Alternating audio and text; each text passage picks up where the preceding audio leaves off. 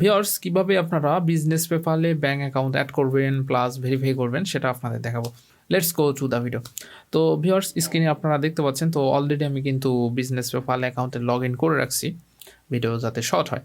তো এখান থেকে আপনাকে যেটা করতে হবে, ব্যাঙ্ক অ্যাড করতে চাইলে আপনি দেখেন এরকম একটা নোটিফিকেশন থাকবে।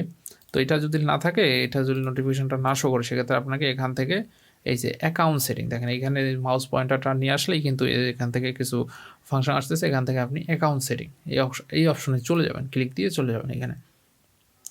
তো এখানে ক্লিক দেওয়ার পর দেখেন এখানে অনেক কিছু অপশন পাবেন। তারপর স্ক্রল করবেন, স্ক্রল করে আসার পর দেখেন এইখানে আপনি দেখতে পাবেন যে মানি, ব্যাঙ্কস অ্যান্ড কার্ড, এই অপশনে আপনাকে ক্লিক দিতে হবে। তো দেখেন এখানে যে অলরেডি আমি একটা ব্যাঙ্ক অ্যাকাউন্ট অ্যাড করে রাখছি, এই জন্য এটা দেখাচ্ছে। তো আপনি নতুন যদি অ্যাড করতে চান, সাপোজ আপনি ব্যাঙ্ক অ্যাকাউন্ট অ্যাড করতে চান, সেক্ষেত্রে লিঙ্কে নিউ ব্যাঙ্ক এখানে ক্লিক দিতে হবে আপনাকে। এখানে ক্লিক দিলে আপনার সেম প্রসিডিউর দেখা যায়, পার্সোনালে যেভাবে লিঙ্ক কানেক্টেড করেন সেভাবে এখানেও লিঙ্ক আপ করতে হবে। এটা প্রসিডিউরটা সেম। তো এই যে কার্ড অ্যাড করার জন্য আপনাকে যে লিঙ্কে কার্ড এখানে ক্লিক দিতে হবে। কার্ড কীভাবে অ্যাড করতে হয় অলরেডি হয়তো আপনারা জানেন, কারণ কার্ড অ্যাড করতে গেলে আপনাকে আগে কার্ডের যে শিপিং অ্যাড্রেসটা আছে সেটা আপনাকে অ্যাড করে নিতে হবে।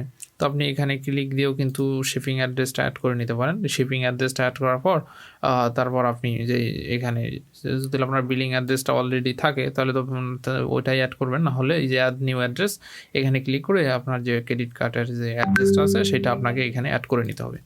নেওয়ার পর এখানে ডিটেলগুলো ইনপুট করে দিলেই কিন্তু কার্ডটা লিঙ্ক আপ হয়ে যাবে।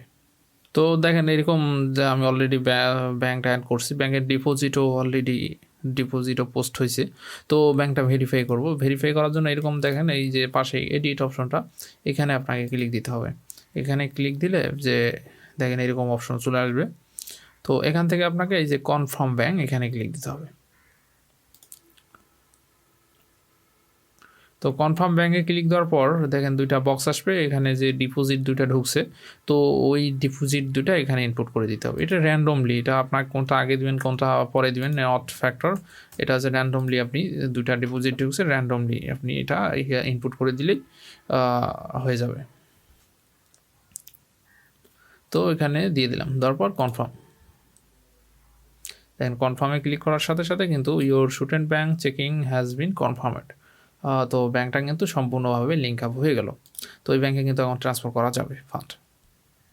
তো এটা ক্রস করে দিলাম। তো দেখেন এখন কনফার্ম হয়েছে, এখন কিন্তু আর আনভেরিফাইড লেখাটা নাই, আগে কিন্তু ছিল, এখন আনভেরিফাইড লেখা নেই।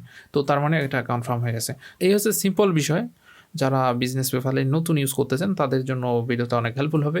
ভিডিও শেষে যারা এখনও আমাদের চ্যানেলটি সাবস্ক্রাইব করেনি অবশ্যই কিন্তু আমাদের চ্যানেলটি সাবস্ক্রাইব করে রাখবেন এবং পাশে থাকা বেল বাটনটি অবশ্যই অন করে দিবেন, যাতে ভিডিও আপলোড করার সাথে সাথে আপনারা নোটিফিকেশন পেয়ে যান। ধন্যবাদ সবাইকে।